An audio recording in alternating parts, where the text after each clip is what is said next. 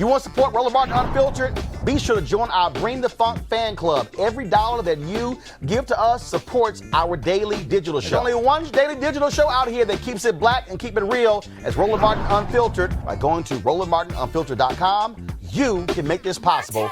Pete Buttigieg is having to deal with the shooting there in South Bend, Indiana. According to police reports, the officer was responding to a call regarding a suspicious person going through cars downtown. He found Eric Logan partially inside a vehicle in the parking lot of Central High School apartments. The officer says he approached the officer. The officer says he approached the officer with a knife raised and was then shot. Now, there's no body camera video. The name of the officer who shot Eric Logan has not been released, but he has been placed on administrative leave. The fact that this happened, Eugene, Buttigieg had to come off of the campaign trail to address this issue, and people have also been critical, saying, wait a minute, Buttigieg, why didn't you have body cam videos in your police department? And I saw one tweet where somebody said, how are you espousing policies to be president that you haven't even implemented as a mayor? Yeah, I mean, and the thing about it is this. Mayors have the most direct, localized control of police departments. Yeah. A mayor wants their police department to have body cameras and body cameras that don't turn off. They can have it. Right. They can mandate that it's policy that, hey, you turn off your body camera, you get an automatic suspension. You turn off your dash cam, you get an automatic suspension. The fact that this officer's name has not been released yet, but we have a dead citizen, is egregious. I think, next week when, Folklore on debate stage with them, they need to directly question them about it. They need to directly point and ask questions about, hey, why haven't you released the name of this officer yet? Folk are correct. You cannot, on one hand, espouse policies of what you want to do to a nation that you won't even do in your own city. Yeah. Erica. Yeah, and just what Eugene said. So mayors have the power, and they oversee housing, transportation, fire, and police departments. So he does not get a hand clap of praise, a slow clap.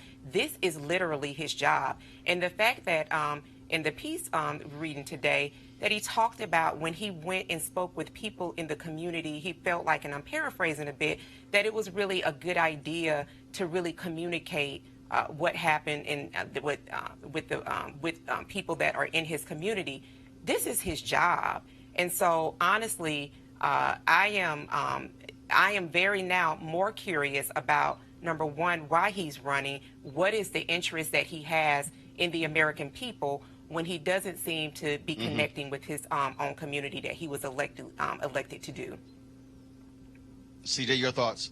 Well, my curiosity is the fact that why did it take a police shooting for him to even show up in the black community in the first place, when there's plenty of reports that African Americans in his city have not seen him, much less, he hasn't showed up. So the question is, where has he been since he's been mayor in the black community? Where's Pete? Because he hasn't been showing up until shooting. All right, folks, back to that Roland Martin Unfiltered video in just one moment. All right, folks, they're back. MarijuanaStock.org is another great investment opportunity. If you were lucky enough to invest in their last crowdfunding campaign, you know they raised a ton of money in just a few months investing in legal marijuana farms. Those initial investors now own shares of a publicly traded company, and they are on fire. Now they have a new investment opportunity that is as good, if not even better, than the last one. I'm talking about industrial hemp CBD. For those who don't know, the hemp plant is the cousin to marijuana with a much higher concentration of CBD, which means hemp CBD gives you all the medical benefits of marijuana without getting you high. Until recently, hemp farming was practically illegal in the U.S. and heavily regulated by the DEA. However, the 2018 Farm Bill changed all of that, making it legal to grow hemp CBD in the U.S. and creating one of the largest commodities worldwide. They need land to grow all the plants. Now, this makes for an incredible investment opportunity, and that's where our good friends at 420 Real Estate come in. Their business model is simple. They buy land that supports hemp CBD grow operations and lease it to licensed, high-paying tenants. That's right, they are hemp CBD landlords, and you can get in on the action.